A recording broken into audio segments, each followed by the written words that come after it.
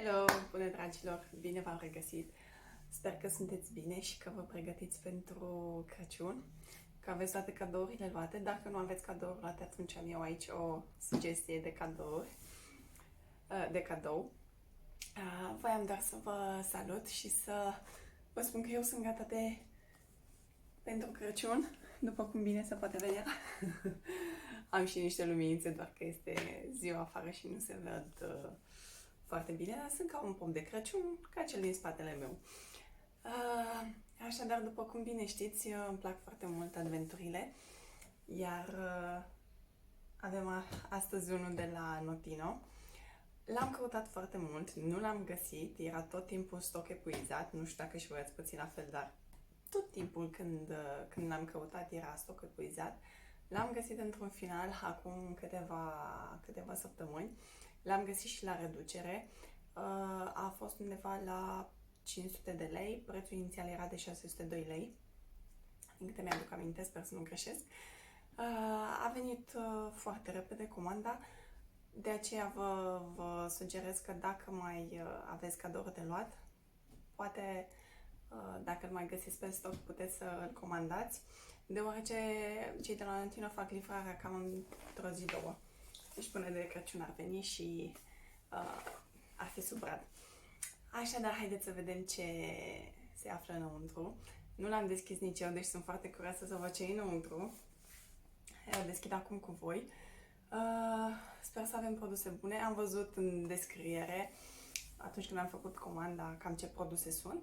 Și mi-au plăcut, pe unele le și știu, așa că haideți să le descoperim împreună. Dacă vă întrebați unde este Atos, să știți că este aici, doarme. Până mai devreme era foarte agitat pe lângă mine. Acum s-a liniștit. El nu este foarte interesat să vadă ce se află înăuntru. Dacă erau niște trituri, poate. Bun, haideți să vedem. După cum vedeți, aceasta este cutia. Este într-un ambalaj foarte frumos. Cutia este foarte bună, de altfel o puteți folosi după ce deschideți toate cele 24 de căsuțe, o puteți refolosi. Nu știu singur dacă sunt 24 sau 25 de căsuțe, o să vedem acum. Nu mai rețin bine minte, după cum am spus, unele adventuri fac calendare cu 24 de căsuțe, altele cu 25, dar vedem acum câte căsuțe sunt înăuntru. Bun. Așadar, să deschidem. O să încerc să țin cutia aici sus, o vedeți și voi. Așa se prezintă. Foarte frumos. Iar aici avem niște carturi. Așa. Să vedem cu ce sunt. Scan and Discover. Ok, au niște QR și pot să descoperi ce se află în advent, dacă nu vrei să mai aștepți până să le deschizi pe toate. Și aici avem câteva informații despre fiecare produs care se află înăuntru. Ok, n-am să mă uit peste ele ca să nu stricăm toată surpriza, dar aici aveți, după cum bine observați, sunt foarte multe notițe informative despre fiecare produs pe care îl avem în cutie. Așadar, haideți să începem să deschidem prima căsuță. S-ar putea să-mi cadă căsuțele pe aici, că așa se întâmplă cu cutiile de genul acesta. Avem aici numărul 1. Să vedem. Ceva mic. Mic. Un parfum de la Chloe. Așa este. Așa vedem. Ce drăguț! Așa este. Nu am luat niciodată un parfum de la Chloe. Așadar sunt curioasă cum miroase. Sper că așa se desface. Sau nu? Nu văd altfel cum. Gata. Miroase foarte bine. Ok. Mai ușor. Foarte drăguț. Acesta este. Are 5 ml. Nu mai bun de pus în geantă. să nu cărați toată sticla de parfum mare după voi. Un parfumel mic este perfect, zic eu. O să auziți pe aici căzând cutii, deoarece, după cum bine vedeți, așa sunt cutiuțele, iar când trag să scot una, s-ar putea să cadă cealaltă. Dar ne descurcăm. Ne descurcăm. Ok, le punem sus. Bun, haideți să vedem numărul 2. Să vedem ce se află înăuntru.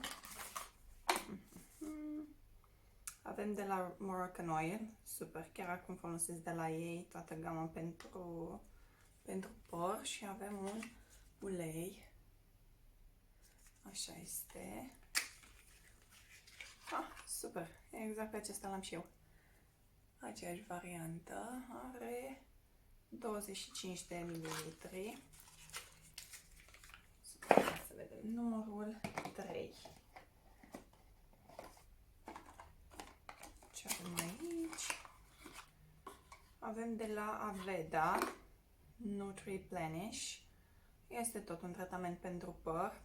Am mai găsit și în celelalte adventuri produse de la Aveda și îmi plac tare mult. Nu știu dacă voi ați încercat ceva, dar sunt foarte faine.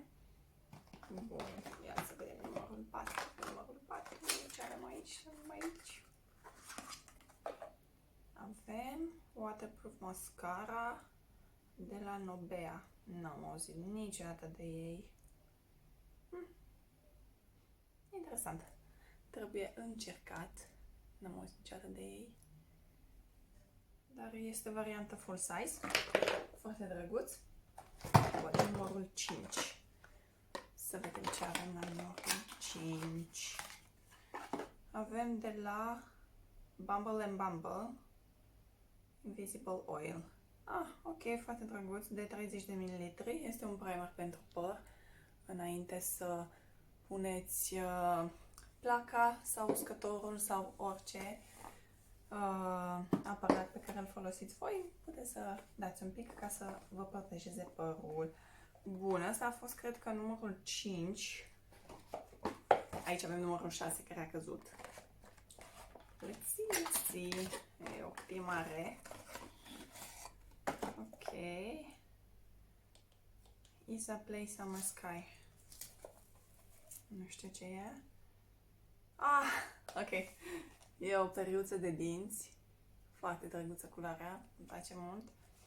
E o periuță de dinți. Nu știu dacă pot eu să o deschid acum, că nu am nimic lângă mine care își putea să deschid asta. Da. Îmi trebuia ceva ca să deschid. Ia să vedem. Avem aici un... Nu se prea poate. Este sigilat destul de bine, aș putea zice eu. Poate prea bine. Dar chiar nu pot să deschid. Da, nu reușesc să deschid. Aceasta este. Din câte am văzut eu, o periuță de genul acesta de la Foreo este undeva la 300-350 de lei. Deci eu zic că acest calendar își face banii. Merită. Bun. Acesta a fost numărul 6. Să trecem la numărul 7. Să vedem ce avem aici. Avem o ojă de la Essie. Culoarea este un roz foarte pudrat. Este numărul 13. Și scrie Mademoiselle. Este nuanța. Așa. Bun. Haideți să trecem la numărul 8. Da, cum se vadă. Așa. Avem de la Boss tot un mini parfum. Ia să vedem ce avem înăuntru. Ok.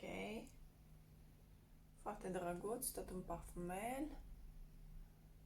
Și acesta are mai mare un pic. Are tot 5 ml. avem impresia că este mai mare cât termen. Este bun. Acesta a fost numărul 8. Să vedem ce se află. Numărul 9. Gosham Sparkling Sundust. Nu știu ce e. Cred că se vrea fi un bronzer. Da.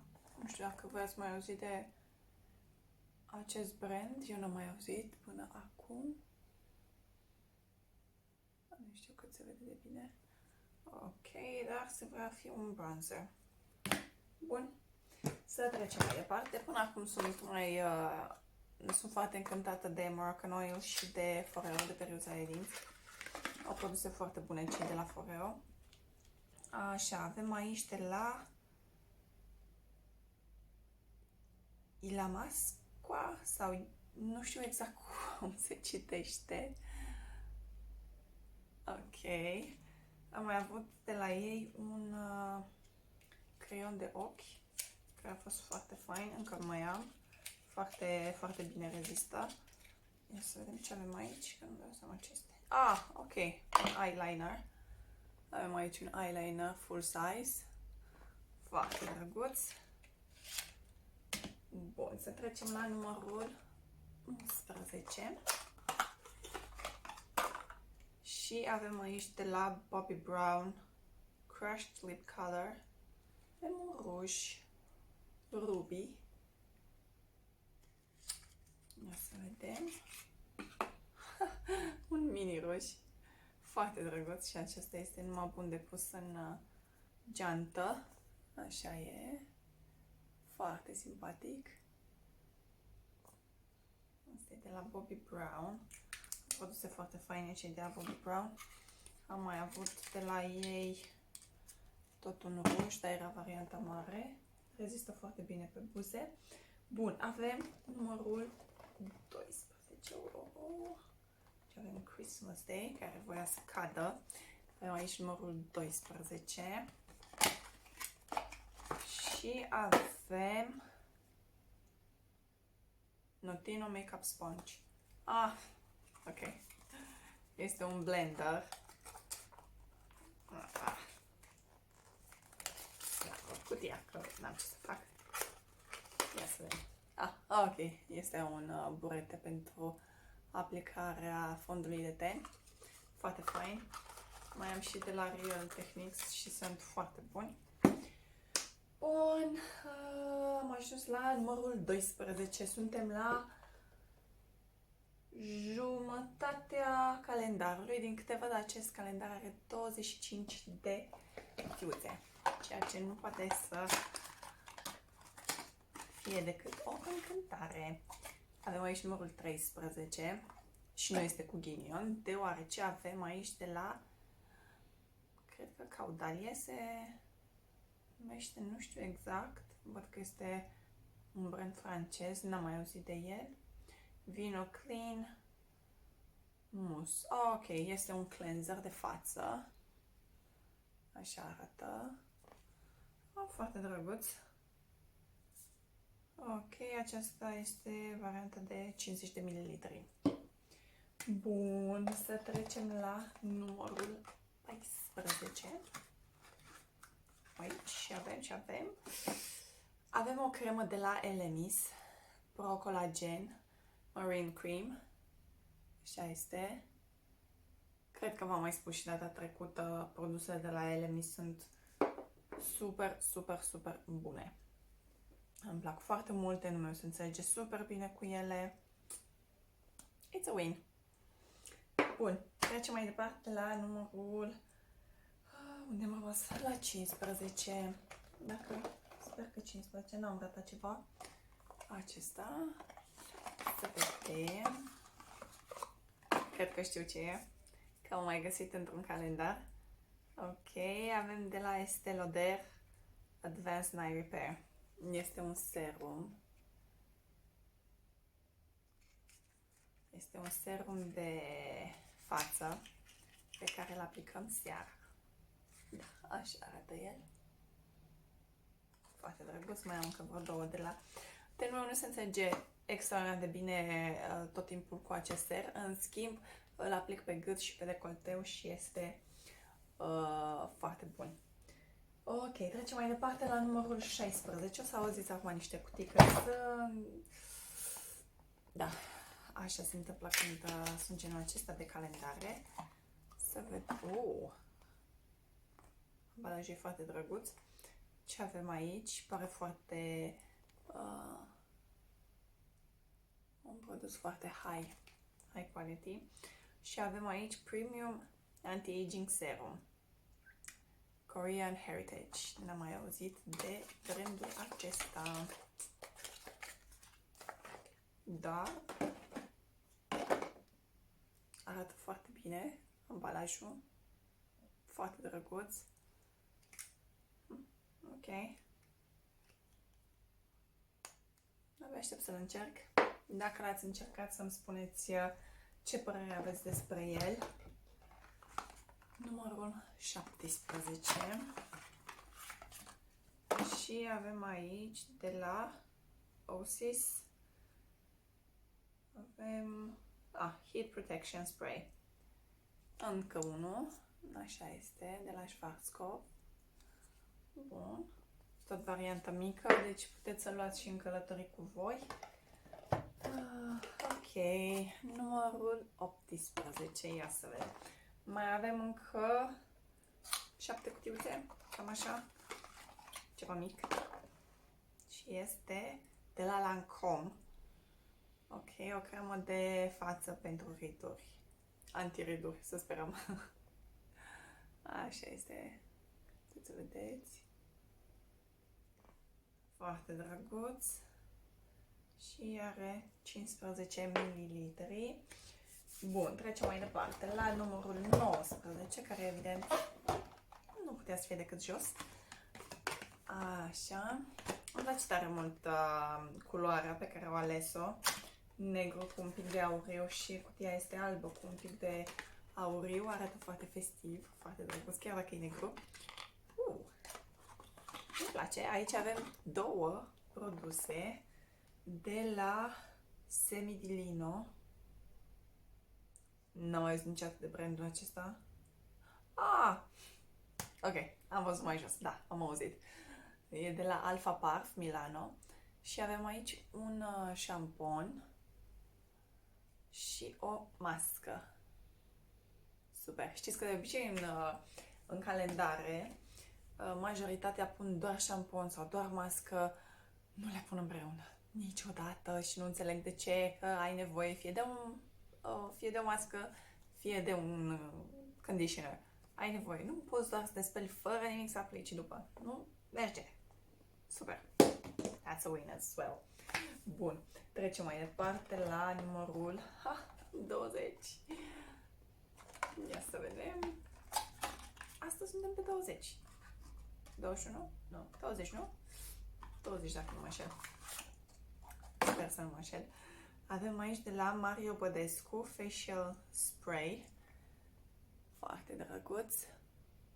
Ne place Mario Bădescu. Bun. Trecem la 21. Și avem de la Clinic. Cred că mai am avut un produs asemănător tot de la Clinic. Cred că era aceeași cremă de fapt. Avem tot o cremă de față. Are 15 ml. Să o deschidem noi. Pentru toate tipurile de ten. Așa arată. Bun, trecem mai departe la 22. Ia să vedem ce avem aici. Ziceam că am găsit de la Lancome o mascara. N-am niciodată mascara de la Lancome, dar pare interesant. Am cred că mascara acum pentru un an de zile, ceea ce nu displace. Mă dau cu rimel zilnic. Este must have. Așa, avem aici numărul 23. să vedem, de la Bioterm. Este o cremă tot anti-aging de noapte și este de 15 ml. Cine credeți că s-a trezit? Acum că mai avem un pic și terminăm adventul, s-a trezit și prințișorul. Acesta este foarte drăguț ambalajul, foarte simpatic. A trebuit să ne întrerupem un pic deoarece nu mai aveam spațiu pe telefon. Da. Mă gândeam, voiam să vă zic în engleză, nu mai aveam storage. Era full. Bun, am revenit, mai avem două cutiuțe și anume eram în mână cu numărul 25, aici rămăsesem, dar înainte de 25 avem Christmas Day. O încântare. Să vedem ce avem aici. E o cutie foarte mare, deci să sperăm că e ceva foarte, foarte bun. În vedere că este Christmas Day. Oh, ok. Avem de la Brazilian Boom Boom Cream. Avem o cremă de corp. Oh, Doamne, cum miroase crema aceasta de corp. Doamne! Eu am avut o cremă mică de la ei și un spray de păr. Senzațional. Miroase caramel sărat. Este ceva... Nu știu, mi-aduc eu aminte. Guarana extract. Let's see. Nu știu dacă mai este încă o gamă, dar mirosea atât de bine, Doamne. Au produse foarte faine cei de la Sol de Janeiro și intră și foarte repede în piele. Se absorbe foarte repede crema, ceea ce ne place foarte mult.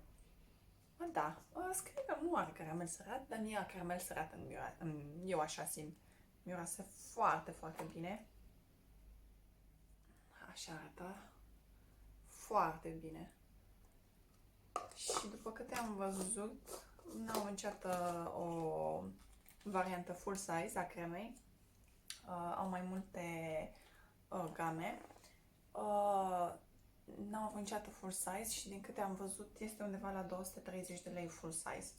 Deci eu zic că merită toți banii acest calendar.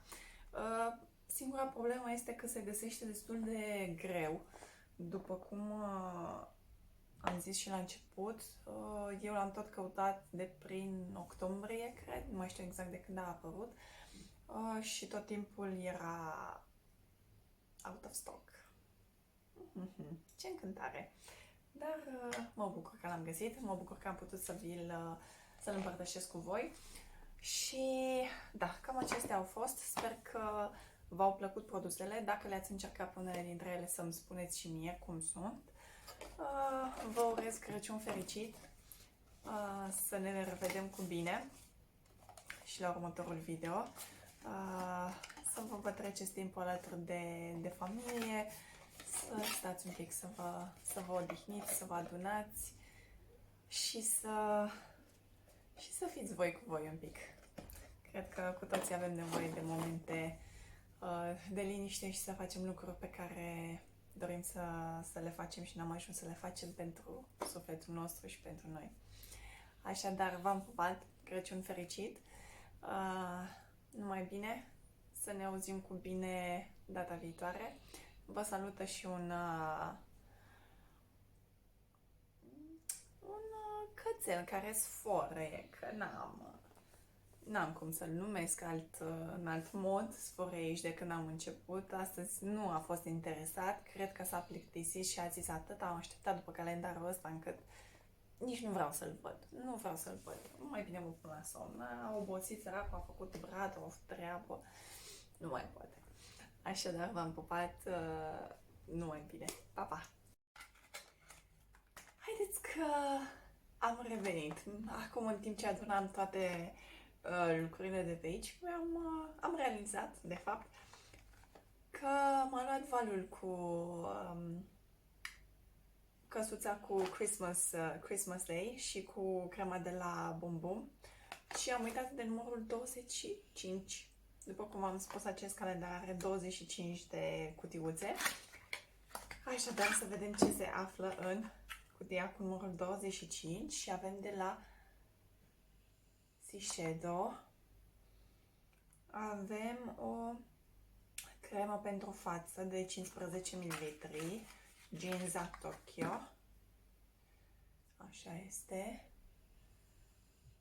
Foarte, foarte drăguță. Au produse super, super calitative cei de la...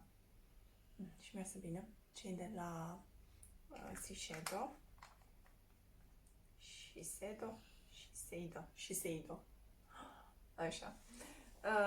Bun, iar acesta este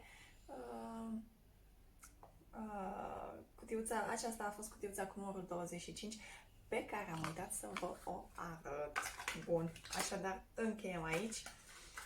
V-am pupat, numai bine, ne vedem în curând. Bye, bye!